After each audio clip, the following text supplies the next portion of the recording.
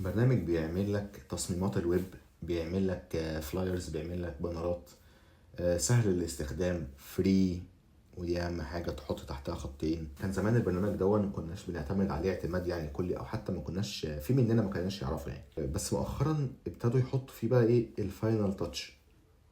بعتمد عليه في شغلي كله اعتمادا كليا على البرنامج ده اللي احنا هنشرحه معانا النهارده، وهو برنامج فيجما.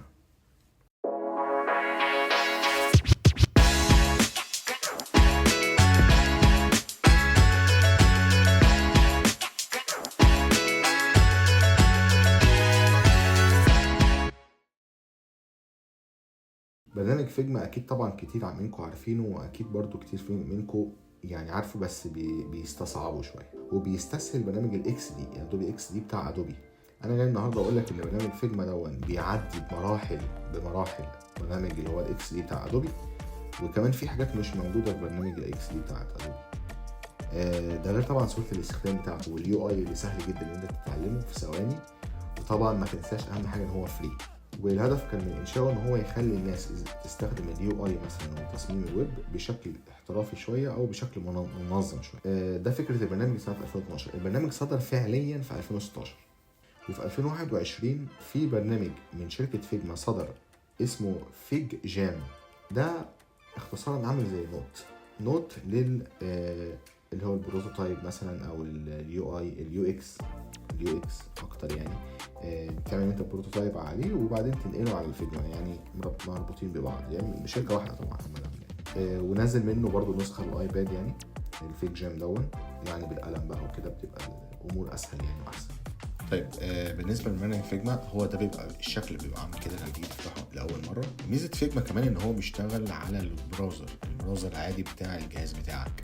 يعني ممكن مثلا في اي حته انت تروح في اي مكان، مش لازم بقى تجيب ملفات او تحمل مثلا برنامج معين علشان غلط خاطر يشتغل. هو له برنامج طبعا على الستور، ولكن انت مش محتاج تنزله علشان تشتغل عليه يعني. لا، انت ممكن تخش عليه على البراوزر عادي يعني، وده اللي انا بعمله على فكره. تمام. طيب بالنسبه للبرنامج فيجما، هو ميزته ان هو طبعا سريع، يعني انا شايفين هو الجهاز بس انا شغال عليه ده جهاز تعبان شويه، ومع ذلك هو شغال سموث جدا وسريع جدا. هو ده الصفحه الرئيسيه بتاعته بدون ما تخش على اي بروجكت. ده طبعا هنا هتكريت نيو ديزاين فايل، هتكريت فايل فيجما تشتغل عليه. ده هنا الفيج جام البورد اللي احنا قلنا عليها خاص بتاع النوتس، ستيكي نوتس وكده. وفي حاجه اسمها ايه سلايد ديسك، اللي هو انت تعمل برزنتيشنز يعني. وفي الامبورت بقى، لو انت مثلا عندك اوريدي مسيف فايل على كمبيوتر انستنتاني وتقوم تقدر انت تشغله على جهاز تاني، تعمل له امبورت عادي جدا زي البي اس دي يعني. هنا دي الصفحه دي اللي بتبقى فيها البروجكتس كلها. هو بيديك هنا 3 بروجكتس، اللي الثلاثه ايه الثلاث حاجات دول علشان تعرف ايه بيشتغلوا ازاي. فنخش على اول واحد مثلا اللي هو الفيجما بيزك. بس طبعا هنا ايه اللي على اليمين دي هي عامله زي برضو الاكس دي، نفس الكلام يعني. البوزيشنز بقى والابيرنس بقى يعني كله يعني، والستروكس والافكت والاكسبورت كل حاجه. تمام. وهنا التكست، تعمل مع التكست برضو طبعا ايه لير التكست غير الصوره، غير مثلا الشيبس مثلا تبقى مختلفه. تمام. الشورت كاتس هنا هي او تقريبا يعني معظمها نفس بتاعه الاكس دي. يعني لو جينا مثلا دوس كنترول او كوماند هولد يعني، ونجينا هنا عند البوتن وندوس هنا على التكست بس، هيختار التكست بس. هاويفر طبعا ان هي اصلا كلها معمول لها بس احنا عايزين نختار التكست بس، هندوس كده على التكست بس. طبعا الكلام ده موجود برضو في كل البلاتفورم بتاعت ادوبي، وده الميزه ان هو واخد من نفس يعني الشورت كاتس والحاجات هنا من ادوبي نفسها، او واخد او ما نقولش واخد يعني، هي نفس يعني بيزكس يعني كل البرامج اعتقد. بس فدي رقم واحد، ان هو مش صعب ان انت يعني تتعامل معاه. تمام. طبعا هو انا بحب فيجما على اكس دي، ان انت لو اكس دي لو عايز تعدل حاجه في الصوره صغيره، يعني مثلا الصوره دي انا عايز مثلا ان انا اعمل لها ازود البرايتنس بتاعتها، لو على الاكس دي هضطر اخدها على الفوتوشوب اعمل اللي انا عاوزه وبعدين اسيف، هترجع ايه الافكت اللي انا عملته او واتيفر يعني هيتعمل له ابلاي من على طول يعني. بس انا لو هنا على فيجما من البرنامج نفسه اقدر ان انا اعمل الكلام ده ازاي. هندوس دبل كليك مثلا على الصوره هنا، هيفتح لي الكاستم بتاع الصوره على اليمين هنا. اقدر ان انا اتحكم في الاكسبوجر والكونتراست والستريشن كل ده اتحكم فيه وانا في فيجما، انا ما خرجتش منه، انا ما رحتش في حته. تمام، كل ده تقدر تتحكم فيه ابلاي معاك على طول زي ما احنا شايفين كده. تمام. طيب الكلام ده وانا في الاكس دي مش طبعا مش كده، فانا بحب فيجما عشان خاطر كده سهل وسريع وبينجز معايا في حوار الصور مثلا. تمام. اللي انا عاوز اقوله بقى هو احنا مش هنتعلم ازاي البرنامج بيشتغل وكده زي ما قلنا برضو في الاول.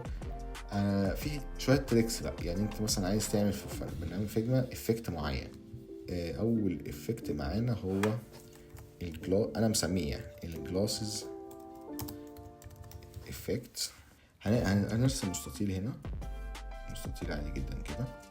ناخد بالنا ان احنا نخلي الجراديشن مش بالطول افقي. هناخد نعمل دي دوبليكيت، كذا دوبليكيت مع بعض. هنعمل الاوباسيتي 20%، وهنعمل البلند مود اوفرلاي، وهنعمل هنا في الافكتس بلور وهنعملها 180%. تمام. وهنجيب اوبجكت وهنيجي نحطه ورا الايه، واخدين بالكم من الافكتس بيدي زي احساس كده بتطبيقة الورق، انك مطبق ورق. فده جامد يعني. ممكن برضو تعمل ماسك هنا وتاخد بقى ايه، تشيل الزيادات دي كلها وناخد بس الحتة دي، وممكن تتعمل مثلا زي كباترنز مثلا. تاني حاجة عايزين نتكلم عليها هو البلاجنز اللي في فيجما برضو خلي بالكم في بلاجنز كتير جدا جدا يعني. تقدر انت تنزلها منين؟ بلاجنز اهي بتنزلها عادي من هو بيديك زي ستور لفيجما، يعني فيجما ستور او حاجه زي كده. هي انت بتفتحها عن طريق الايكونز دي، بتلاقي كل البلاجنز اللي انت عاوزها، وممكن تعمل سيرش على الحاجه اللي انت مثلا ايه سبيسيفيك يعني. في برضو فيجما تمبلتس تقدر بتنزلها من عن طريق النت، من البرنامج اللي انا بفضله طبعا اللي هو اسمه Envato Elements. هو ده انا بفضل بصراحه الموقع دون بالنسبه للتمبلتس لكله بقى، يعني ويب بقى وفيديوز وكل حاجه، وال3 دي كمان الجرافيكس في تمبلتس اسمها دي برزنتيشنز، ففي كل حاجه بصراحه جامد يعني. ده تخش هنا على الجرافيكس مثلا، او الجرافيكس اللي هي اسمها دي تمبلتس، وبعدين نخش على فيجما. دوس على فيجما. هنا فيجما جرافيك، كل دي جرافيكس للفيجما. تخيل ان كل دي طبعا لسه فيه، بيقول لك ان هو في حوالي كام فيجما اهو 40,000 وكسور يعني. كل ده حاجات فيجما. طبعا هتلاقي هنا ايكون بتاعت فيجما عليها، وفي ممكن تلاقي ايكون بتاعت فيجما مع الاليستريتور طبعا وكانفا. في هنا اللي هو الاصفر ده اسمه ايه، سكتش، والاكس دي طبعا برضو لا شيء معانا يعني. فكذا حاجه بقى تمبلتس كلها جاهزه، انت بس بتعدل التكست وشويه والصور وبتاع وصباح الفل. تمام. فانا بصراحه الموقع ده بحبه جدا يعني. برضو عايز اقول حاجه اخيره، الموقع اللي هو اسمه Elements Envato Elements دون، طبعا في كميه حاجات رهيبه يعني. وبرضو عايز اقول ان لو حد منكم عاوز حاجه منه ولكن مش مقدر ان هو مثلا يشترك فيه لان هو اشتراك شهري، او مقدر ولكن هو عايز حاجه بس كده ايه، لقاها عايز ينزلها يعني وخلاص مش هيستخدمه تاني، يعني انا هشترك في موقع اشتراك شهري علشان برضو اخد حاجه مثلا كده ومش عايزه تاني، في الحاله دي ابعت لي وانا هنزل لك الحاجه اللي انت عاوزها وابعتها لك على الخاص يعني. تمام، مفيش مشكله، كلنا بنساعد بعض يعني.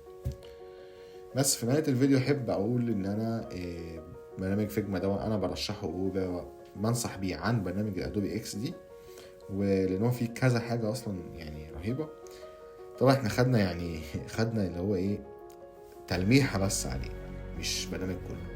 لو عاوزني اشرح البرنامج كله اكتبوا لي في الكومنتس وهشرح البرنامج بقى كله، بس الفيديو ممكن يطول يعني مثلا بتاع 40 دقيقه ولا حاجه، هناخد بقى التفاصيل يعني. تمام. بس فانا الفيديوهات الجايه برضه هتبقى كده ايه لمحات من كل برنامج، حاجات معينه على مثلا لسه بقى في الايباد وكده يعني، الويندوز ممكن، فهاخد لمحات كده وايه وتاتشات بسيطه يعني. لو حاجه مثلا الناس عاوزاها او الناس عاوزه ان انا اشرح فيها بعمق شويه، ممكن ان احنا نعمل بقى لها فيديو مخصص يعني. تمام.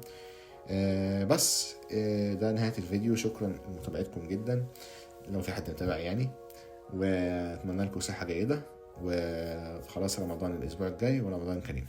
سلام عليكم.